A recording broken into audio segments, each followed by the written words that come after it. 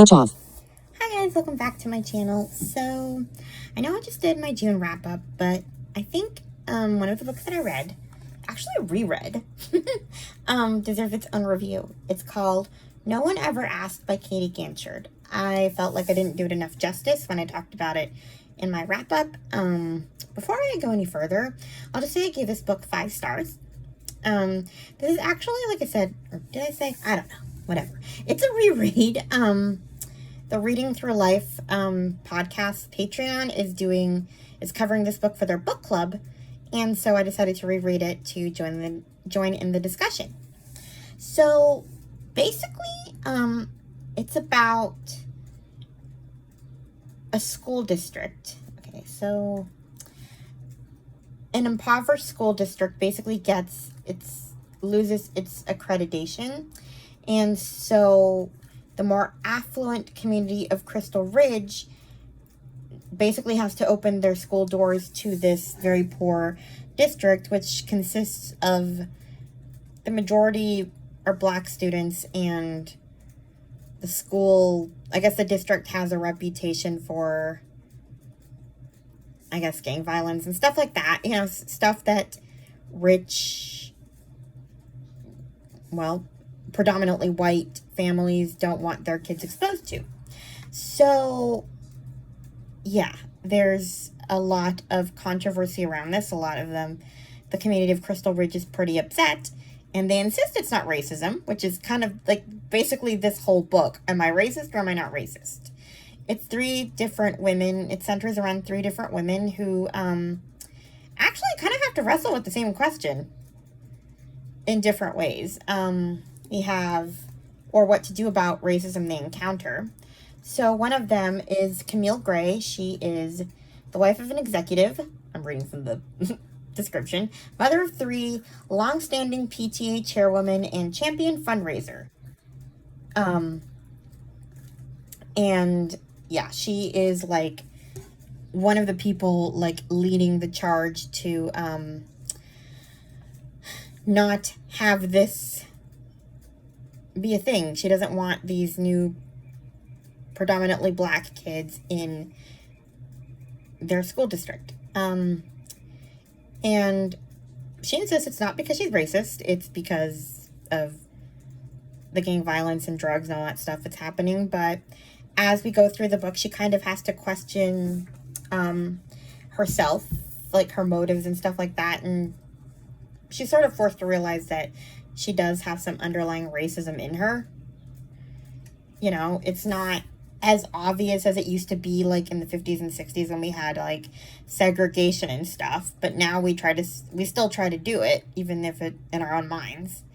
So she kind of runs into situations where she has to face that question, and one of those situations is, well, the fact that the other woman, the second woman in that this book centers around is Jen Covington. She and her husband recently adopted a little girl from Liberia, and she's Black, and you know, she's in Camille's little girl's class too. So there's some friction there between the 2 girls because, well, that kind of goes into Jen's story, I guess. I'll just go there. Jen is struggling to bond with her daughter that she adopted. She adopted her recently in this book, so she's 7 years old. So she's not a baby, so this isn't like your typical bringing home a cute baby story and everybody's cooing and bonding over it. This is a kid who spent the majority of her life in an orphanage and has attachment issues and has some babyish tendencies, and yeah, and she does experience racism from Camille's daughter, so that causes naturally friction between the 2 mothers.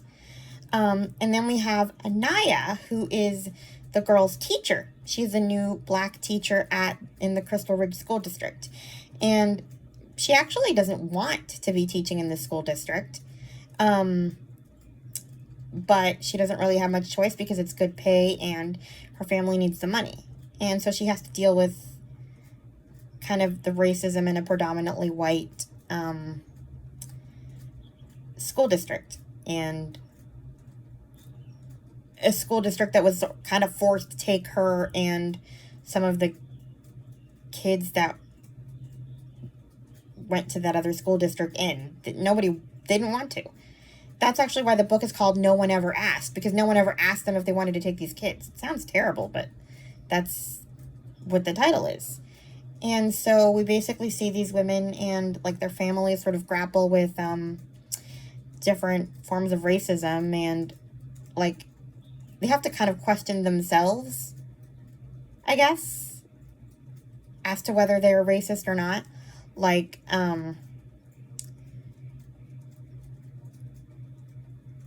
what's her name? Camille accidentally has, like, this is getting a tiny bit spoilery, but she accidentally has a run-in with, she gets a flat tire, and she sees this huge black guy coming out of the distance, and she points a gun at him. And then she feels awful because that was, like, the first thing she thought about. That was closer to the end of the book, by the way, once she was less terrible. But, yeah, she, stuff like that happens. Her daughter says something very bad to Jen's daughter, Jubilee, the little girl who was adopted. Well, she says the bad word that you shouldn't say about black people. And come to find out, it's because she heard her uncle say that word casually. And Camille didn't realize that. Well, she did realize it, but she didn't really think much of it until she was kind of forced to be around black people and realize, oh my gosh, I am actively encouraging racism in my children because they're not exposed to any other races, and because of that, I just let this behavior slide because I'm not thinking about it.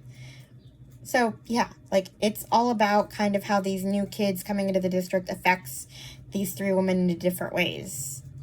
Like, how this whole thing affects them. And Anaya, the school teacher, too. I know I'm going all over the place. I need to get better at these reviews. But Anaya also has to kind of, she has to deal with the racism of the predominantly white school, but she also has to deal with her own reluctance to befriend, I guess, white people in a sense. Her brother wants to date a white girl, and she is, like, firmly opposed to this. And then she kind of has to, he actually says, "Aren't you racist?" like, to her face. And it was interesting that the author went there because, I understand why she was kind of opposed to her brother dating this girl, based on the family history that Anaya has with her, but it still made her think, I guess.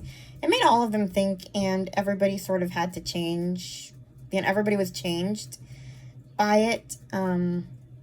Like, all three families eventually kind of come together, in a sense, in a really beautiful way.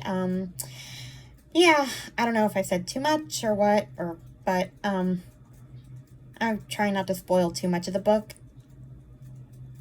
But I kind of had to give those couple of things away to kind of explain, like, why it kind of made me think. It sort of reminds me, and it actually does compare it to a Jodi Picoult book, where it makes you think about that stuff. But yeah, I've never heard of anybody else who read this book, and I actually heard book lover Amanda, and actually now Chloe from Always Book to talk about Katie Ganshert. I think Chloe just got a new Katie Ganshert book in her latest book haul, and Amanda had just read it. I can't remember what it's called now.